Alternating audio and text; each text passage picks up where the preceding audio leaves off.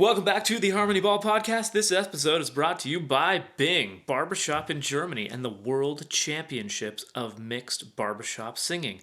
That means Männer und Frauen in selben Chor. That's what Google Translate told me means men and women in the same chorus.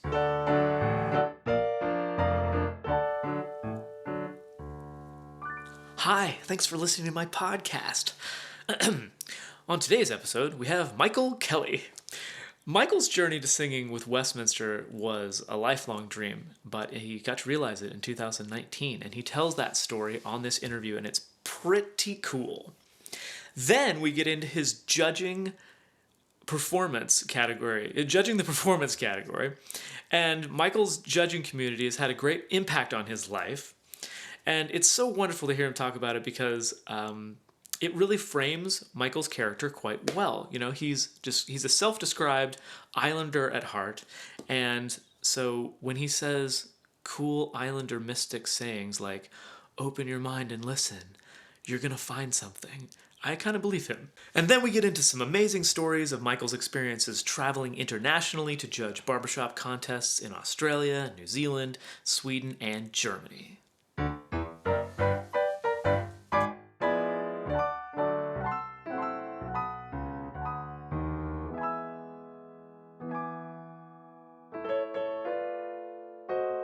Michael Kelly, welcome to the Harmony Ball Podcast.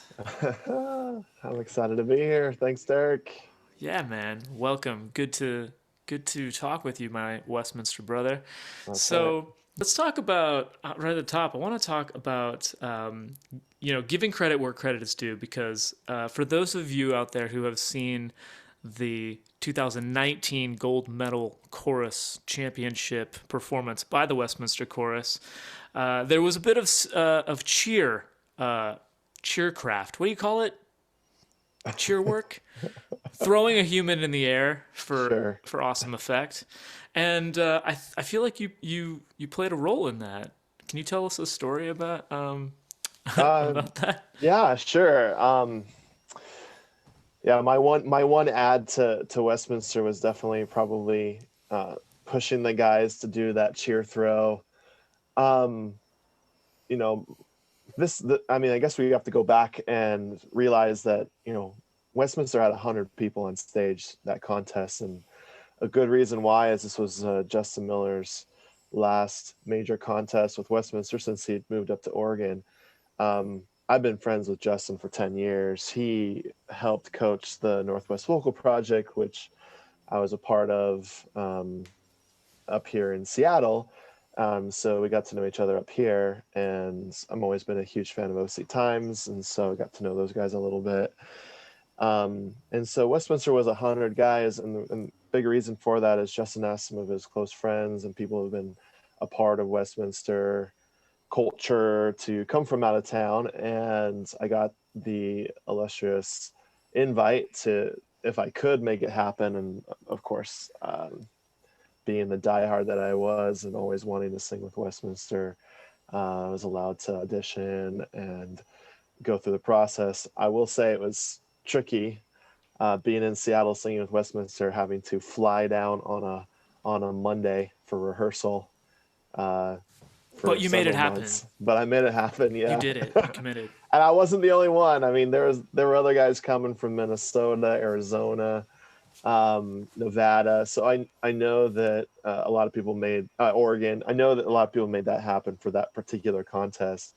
And being just performance-minded, both judge and fan of barbershop, I was absolutely in love with our set and our uptune. But I didn't think that we were necessarily putting in kind of just that grand finale. And so, I have Justin Miller's ear. Every once You in a while. convinced the chorus that we should throw Chase in. I basically did, yeah. It's basically that. So Dan and Lane threw him in the air, and that was like your main contribution to that set, which was a big contribution. Way to go! That was a cool move. But you had like Northwest Vocal Project had that move in a previous set, right? Yeah, Is that the people story? think that was like the first time ever, but reality is It like we wasn't the first time. 2012, I think, in Philadelphia. I can't remember, but we had thrown Kenny in the air from Northwest Local Project. So this is like the second time we actually did it. It just made a lot back then. It didn't make any sense in the song we did, but as I've matured and in my choreo, it seemed to make a ton of sense for this show as it grew to a climax. And luckily that it took us a while to get it done.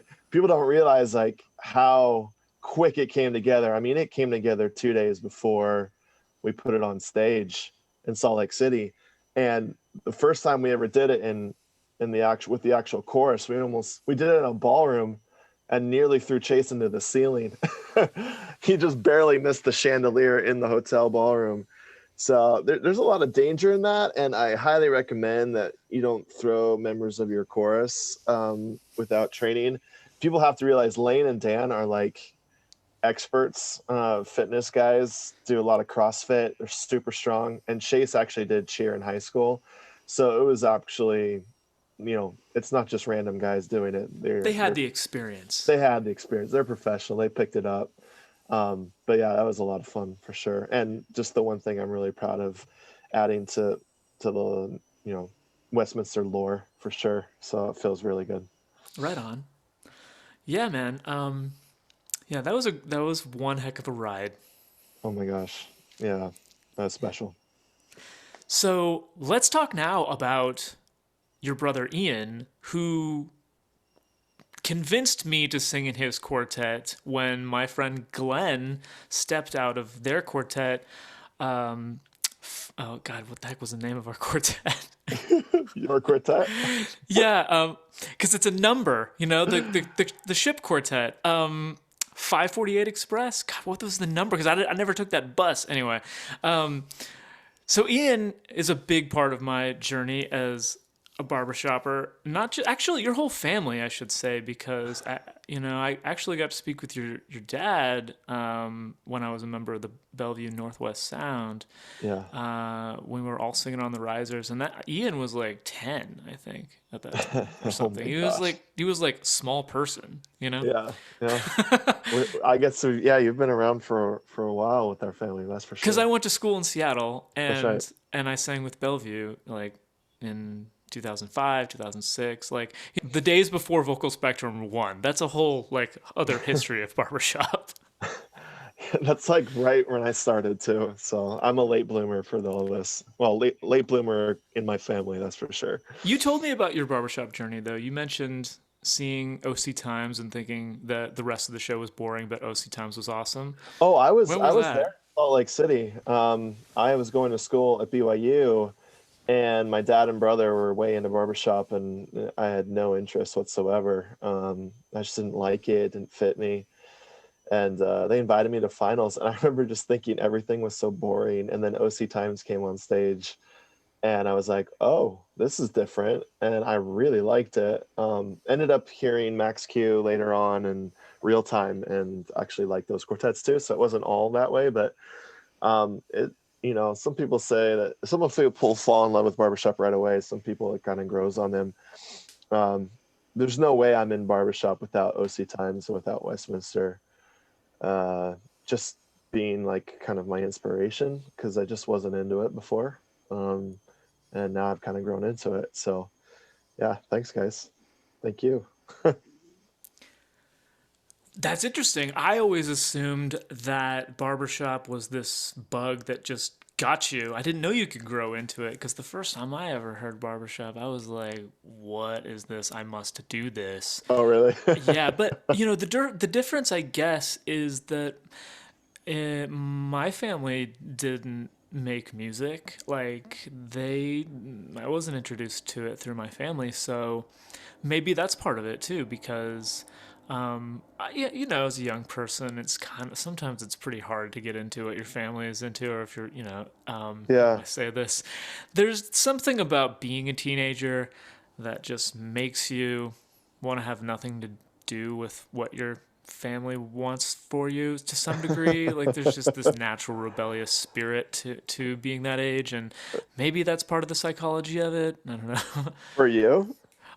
Just in general. But no, Oh, for me, like it was a new. I remember hearing acoustics on stage at Harmony Sweepstakes in 2001 or 2002, I forget, and just being absolutely blown away and thinking, wow, this music is giving me the frisson, which for what people don't know what frisson is like the goosebumps that you get on your arm when you experience really gosh, what is the actual physiological causation of this? I just assumed it was because the music was real good, yeah, and then I really liked it.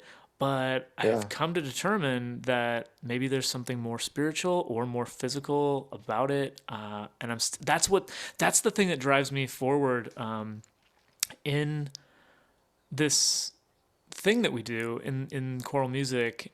The coming Which together and having friends is one big part of it, and I think there's like a spiritual element too, you know? do you call that frisson? Is that what it's called? Yeah, frisson. I didn't even know that had a name to it. But I will Yeah, tell you Eric that. Whitaker taught me that. Oh, really? Yeah, Yeah. See, frisson. I've always experienced that with classical music, um, or something that actually has like meaning to it. So maybe you're right. It has something to do with spiritual. I mean, I know people get it with big chords and other things. I never had it like that, but definitely with choral music, if it's just perfect and it just hits you and that those goosebumps show. Yeah. I did not know it had a name though. Yeah, Oh, that's the medical description of that experience. oh, really? Hmm. Frisian. Okay. Yeah, Well, I'm taking frisson. that. I'm learning something today. That's Yeah. great. Oh, good. Nice. So, yeah, let's transition into talking to your performance category judging experience because, dude, you've been doing it for a while since 2012. Is that right? Yeah, yeah. I mean, uh, I once I got into barbershop, I think the first part of me just really wanted to make it like a club. I was more interested in the social aspect. Our group, Northwest Vocal Project, was very college based, and we had sleepovers, and we did, Halo tournaments and capture the flag, and just like stuff that 20-year-old kids do, and other things. But as I get going with it, I really just felt like I wanted to give back and to help more. And I would say, two things are extremely strong in barbershop that have impacted my life. First being Harmony Foundation, providing like the funds for us to do like the Youth Chorus Festival, um, which was a contest back when I was doing it. Them paying the way, I don't think they understand how many leaders they made out of that. Because our original chorus, I think there's 30 guys that are still out there doing barbershop and in leadership or directors or judges. It's amazing. But the second thing I would say is that the judging community was had the most impact for my life. Those little tiny evals just are so inspiring, um, when they're done right. And so many judges do such a good job that I just wanted to add my voice, if they'd have me, to just do the performance category. I had some background in acting all the way from when I was younger to some college education at BYU, um, Seattle Opera, a couple things, and just wanted to give kind of like an actor's perspective, to the performance category. And I know there's been a lot of barbershop perspective, but it's been kind of fun to watch, as we add more, acting vocabulary and performance vocabulary.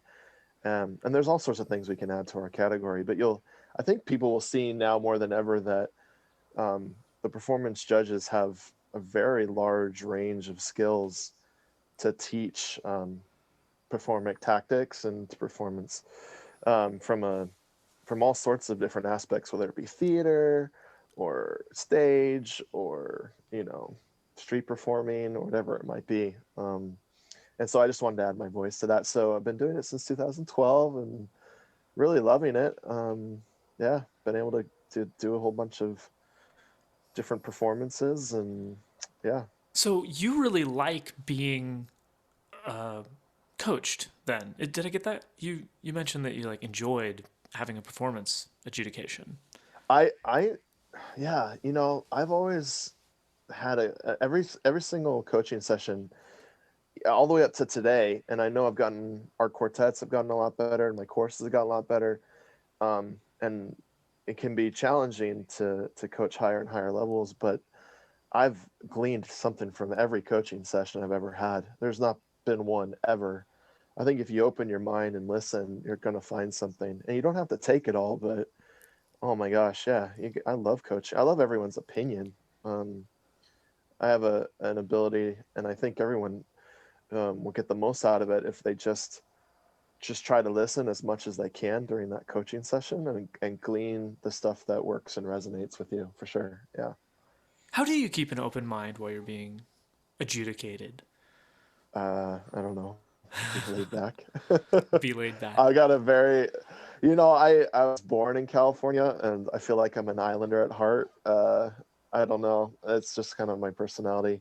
I think if you do just lay back and listen, um, you'll have more success. There are, from a judge perspective, uh, you get every sort of competitor personality in those eval rooms. Um, and some of the best groups are the best listeners. They may not take it, but they listen better than some groups that are, kind of in that upper 60s range. Best example of that is After Hours. The year before they won, it was the highest number I'd put down on paper when I saw them in Illinois. Um, and I got them for an eval, and we just had fun. We did some crazy acting stuff. It was kind of bizarre. It was kind of out there, and got some heart to heart, in 20 minutes. And I couldn't believe how those guys were just listening to every word I was saying. And I don't know what they took from it, but um, it's much different than some groups that clearly just want to prove that they know what's going on versus just being able to listen and taking somebody's opinion and either going with it or not. But any group out there, if you feel like you can't glean something from every single judge and personality, I would challenge you to just listen more, because these guys are awesome, all of them. Oh yeah. Maybe that's where the listen. Maybe that's where some of the spiritualness comes from. The listening part.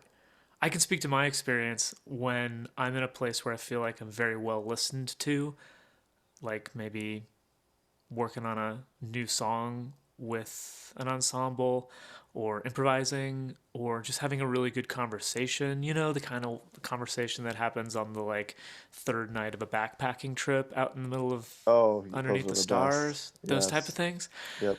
And that is the same sort of magic uh, that I would I would describe what you're I would I would put that as one of the signifiers of a great ensemble is that they are so keyed into the listening to each other that they just like Yeah. it's like this magical thing I'll that the yeah. best groups listen. I mean, if there's stories of the vocal majority just saying, "Hey, give us what you got," to a rookie judge, and they may have scored a 98, but they want to hear what they could do better. But Derek, if we could always just like somehow fast track, like I agree with you. It's those backpacking day 3 conversations over the campfire that are just totally different than day 1, right? If there was some Yeah. way we could just fast track our brains to get to those evals and to just say, this is day 3 backpacking. You are someone I trust for 20 minutes. Give me what you got. Um, you're probably going to get more out of it. I will tell you, like, if a group is not receptive, I do a worse job for sure. And then it's a cycle, right? So, um, I feel like I'm not getting what my thoughts out correctly. Then the room Mm. gets awkward, and then Mm-hmm, my mm-hmm, comments get worse. mm-hmm. And those are when I have the more challenging evals. But when a group sits back and, we're on day 3 of the backpacking trip, right? Mm-hmm. If something special can happen, and we have awesome special moments. I've had them all over the world where groups just listen. Um, yeah, it happens all the time. Oh, yes, I did want to speak with you about that because last time we chatted, you told me about your experience working as an affiliate and going to awesome places like Germany, going to Denmark and Australia, New Zealand, other parts of the United States. Man, I got to get you to talk about that because the theme of this first season of the podcast is basically stoking the fire for bringing this whole thing back.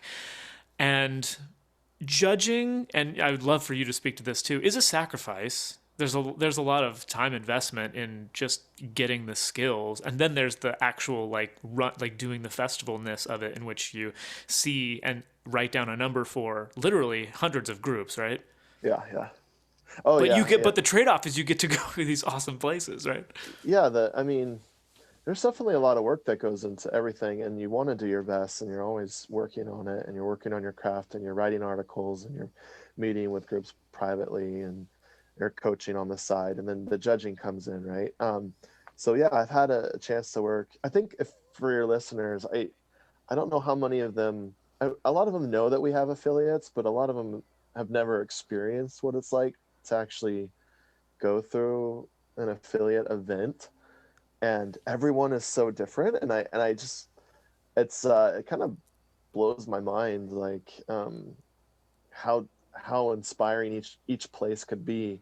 um I mean, everyone was special to me, from Australia to, when we started the opening night. They throw the most amazing gala. Like, we rented out an entire Australian rules football team stadium in Adelaide and filled the entire like conference room, and they had like a three-course dinner. Like, they decided they were going to make this thing just posh, and I think it's very expensive for them to do it, but that's what they decided they wanted to do, and the experience is very high quality and a beautiful venue. And um An you entire know stadium. yeah, yeah, unbelievable. Like, during our break, I went out with Instant Classic, and we just sang tags like in the stadium, like up I don't know. They just did, everybody out there in Australia just does an amazing job. And I had, people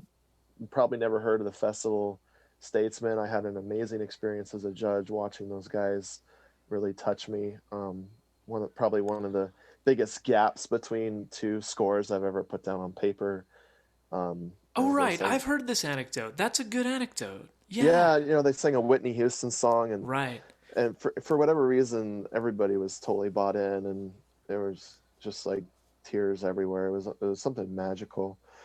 Nobody parties like the New Zealanders. I mean, they rented out an entire bar, where probably everybody in the entire affiliate showed up at this place. It was completely packed. um, People singing on top of the bar, learning some Maori songs. Like, Musical Island Boys is more than just a good quartet. They are just amazing people, just so fun to be with. Charlotte and company, and they did an amazing job. Being up in Sweden, meeting with those guys, they're so professional and so talented. And they throw an incredible party too. And I will say that, to cap it off, I mean, I'll never forget being, and honestly, people haven't experienced like Bing's Harmony College, um, but it was my first experience with kind of an all gender, everyone's invited experience, and this was before Everyone in Harmony, or right around Everyone in Harmony. And I could see, the kind of future of barbershop that I wanted because of that experience. How inclusive everything was, and how, it didn't matter gender for me. I mean, I've never made up my mind on any of these issues, but after that experience, and knowing that, guy or girl, everyone can be united in harmony and have just a family experience. I'll never forget my being experience. It was, just so special to me, and I hope I get to go back there someday, because Oh, they do yeah. it right. They do it right. And if you have a chance and you're a crazy barbershop fanatic, buy a ticket, get over there and do it. You will not regret it. Everything's all inclusive. They do it in a small little town, and they have some of the best coaching and the most passionate barbershoppers out there. Um, Is so it in a new town every year, or is it always in Dortmund? it's not. It's an. I think it's Oberweisel. Oberweisel. I always forget how to say it. Um, and oh my gosh, I apologize, Bing, if I got it completely incorrect because I went to a lot of places that week. But I think it's always in the same spot, and it's a small little town on the, I think the Rhine River, right there on the west side of Germany. I'll get comments, corrections in the comments, I'm sure. I'm so bad with names and places, but you won't forget the location, that's for sure. Tiny little town with a small church, and it's just magical. It's just magical. And Oktoberfest? Oh yeah, I'd say double up the trip with an Oktoberfest because especially if you can get there with some barbershoppers. There's not a lot of places where public singing is like totally respected as it is at Oktoberfest when you're Ooh. it's basically nonstop singing by everyone all the time, and barbershop fits right in, which is great. Oh, yeah. A lot of fun. I can almost taste that delicious deep fried Have Wiener Schnitzel food. you've been there? Have you been? Yeah, I went with Westminster in 2013 when we were at Bing. Oh, it was awesome. Oh yeah, those What a videos are play! famous. Oh, they're so. Oh yes, yeah. It's our biggest YouTube hit. Mm, Oh, it's so good. That in and the then singing in the church there. Cologne Cathedral and just the audacity of bringing American art to Europe is just so great in itself. It's so good. Oh, it was a good time, man. I really dig it in Europe. It's such a you can walk everywhere and just like the other thing I remember is they would bring beer to the table like water. Yes. You must have experienced this where if you're done drinking beer, you have to put your coaster on top of your glass so that they will stop refilling it. Oh, I never knew that rule. Oh, you never tried that? I didn't do it either, but that's what they told me anyway. Don't people don't understand that like that not only is there like a lot of drinking and there's just a big party house, but like immediately when you leave the big, halls, there are death-defying like amusement park rides that you can literally get yourself like decapitated. It's like good luck. They have this thing where it's just like a staircase on on it's like an escalator, but it's more like a treadmill, and it goes up probably 50 feet, and you just have and they want you to just stand on the treadmill and let it take you up 50 feet at high speeds and hope and the thrill of it is that you fall over and you get thrown against the wall as you travel up the treadmill to, That sounds like a trip, to man. your doom, and everybody has already had a few, and it's just absolutely hilarious. Or the other one where they put you on basically a giant record player for humans, and they spin you around and you try to like stay on, it and they try to pummel you with a giant like boxing like bag as it tries to hit you off this giant turntable Way to go, for Germans. What's the humans. what's the point Yeah. of being good with machines if you I, can't make some crazy oh entertainment? man, I just know like these would never ever fly in the United States. We're way too litigious. So if you ever want to like almost die and drink at the same time, then go to Oktoberfest. Oh yes, and sing some Yeah, tags while you're doing it. let's do it. Yeah. Oh yeah. Tell me more about professionals in the performance category because this is something that I've heard you espouse a few times where you really feel strongly, if I get you correctly, that we should have more professional entertainers, professional performers judging the performance category. Yeah, I don't want to get myself into too much trouble, but the reality is, I think every category is trying to level up their skill set. You'll definitely see it within singing and music as they bring in, people with degrees and people who do a lot of actual background. I think you get the trifecta of like some knowledge outside a barbershop, knowledge inside a barbershop, and then just actual coaching ability. That's like the perfect judge. And a lot of times we've missed out on some of the outside of barbershop criteria for the perfect judge in my mind. And recently, I think every category has kind of figured that out, and you'll see so many degrees now in the music category with some incredible skill sets, and singing as well. Now they have, we didn't used to teach about vocal pedagogy and how actual we need to produce incredible sounds and to stay healthy, and all that stuff's been added to the category. In our category, we're seeing some incredible professionals come through. Um, Without naming too many names, like I've been trying to spearhead with, and just by encouraging professionals to get through.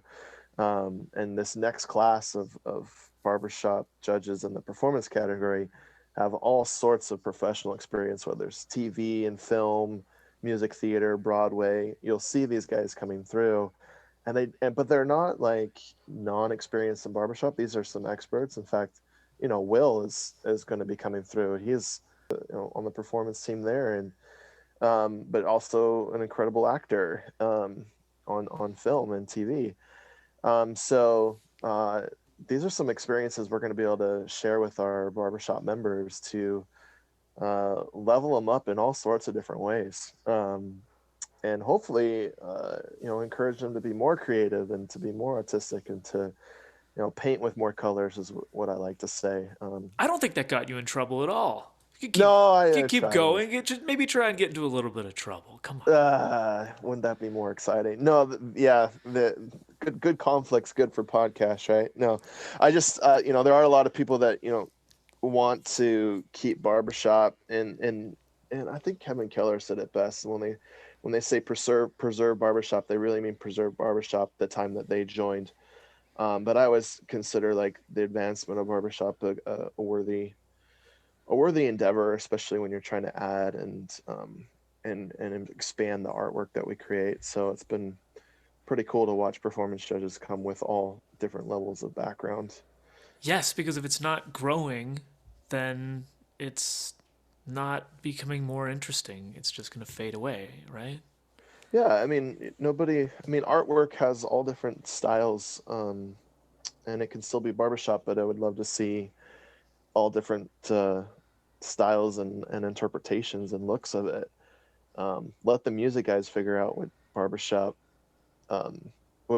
actually is. And they can lay down the rules for that, and that's not really our job. There's no such thing as a barbershop performance per se, right? I think there used to be more. Wait, you're saying there's no such thing as a barbershop performance? Yeah, not something rote, that's for sure. Every artist should look at themselves and say, what do I want to do? What do I want to be? What's my message? What makes me different? How do I want to say something that's different? And if there's something rote for a barbershop performance, you're going to have a harder time sharing your artwork, because it's not art if you're not creating.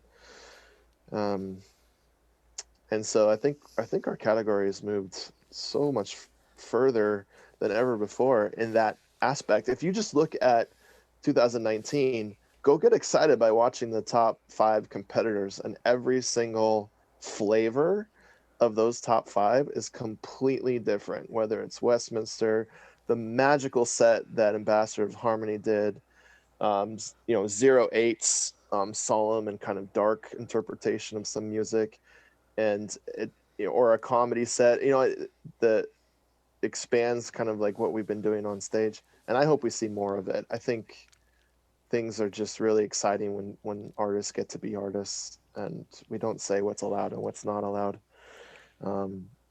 Yeah, like I said, let the music guys figure out what the barbershop style is, and I'll fill in and fit in with that.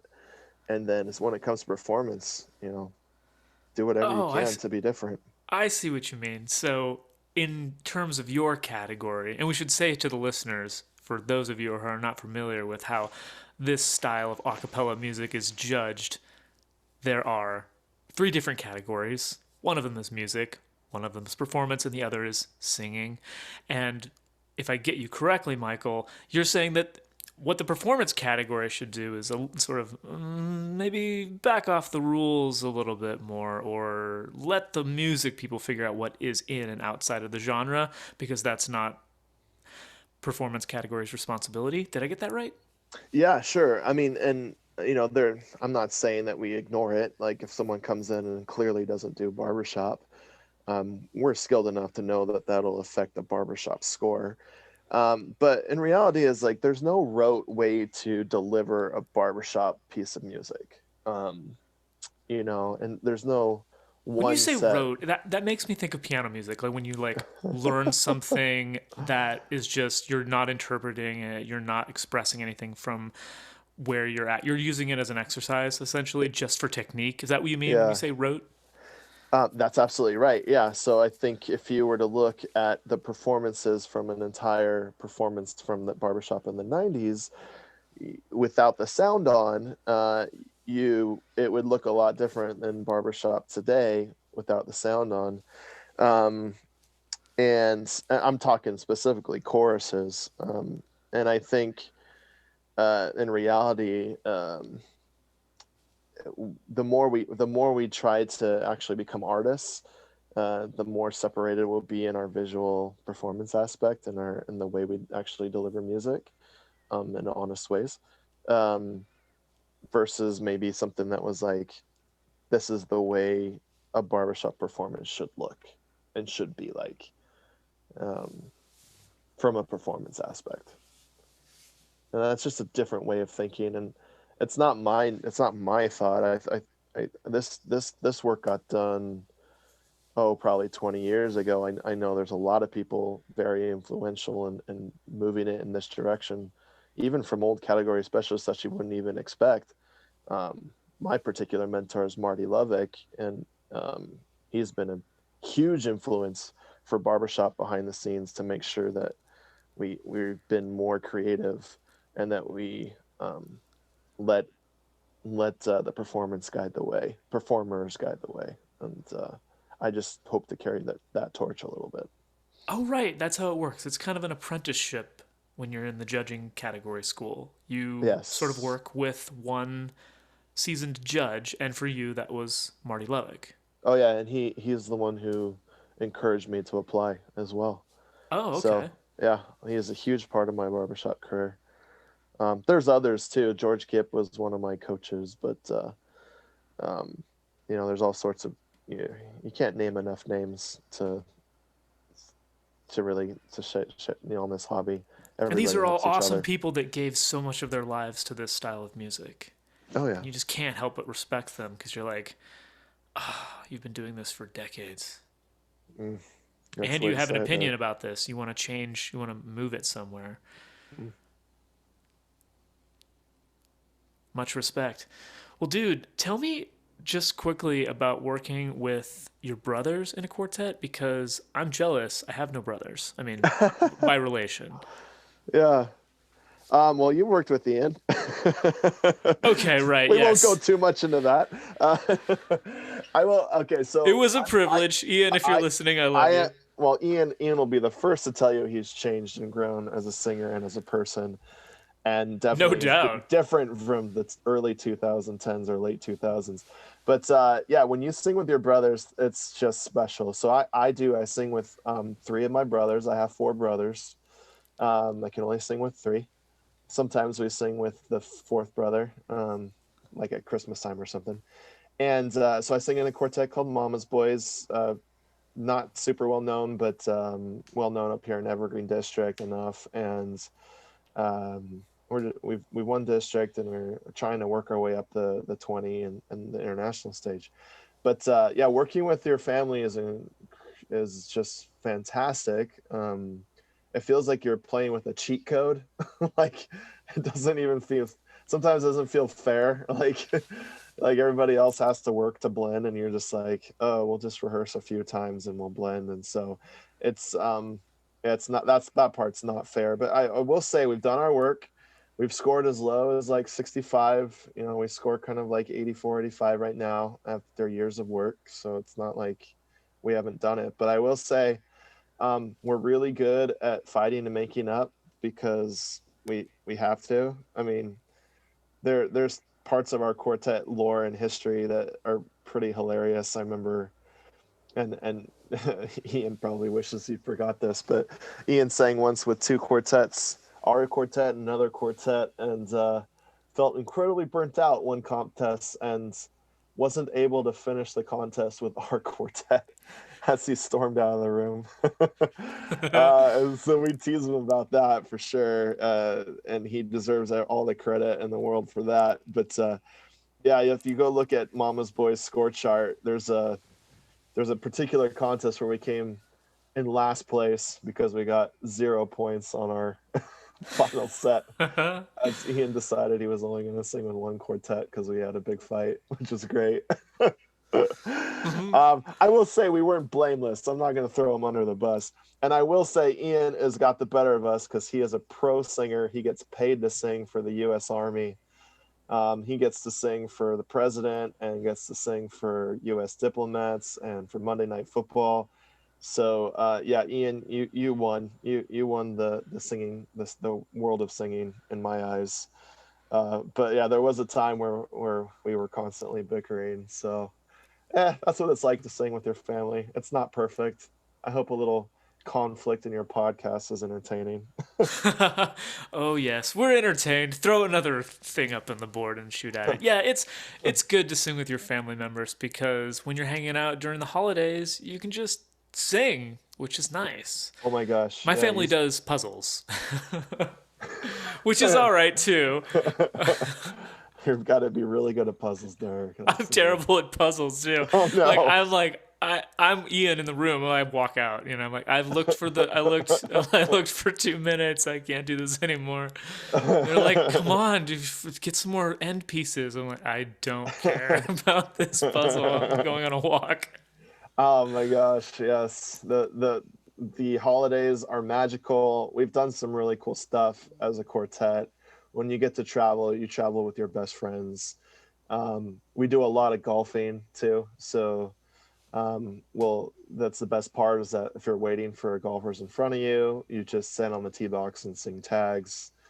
Um, our wives are highly involved in all this too, and they're not just groupies, they're family, and it's special. I think you know, um, and we really look at some quartets that have family relationships, and we hold them to a higher level because we understand them. Like the Schmitz brothers or the Evans Quartet, or um, even groups with part brothers like Power Play and the Harrington brothers, or Real Time up here.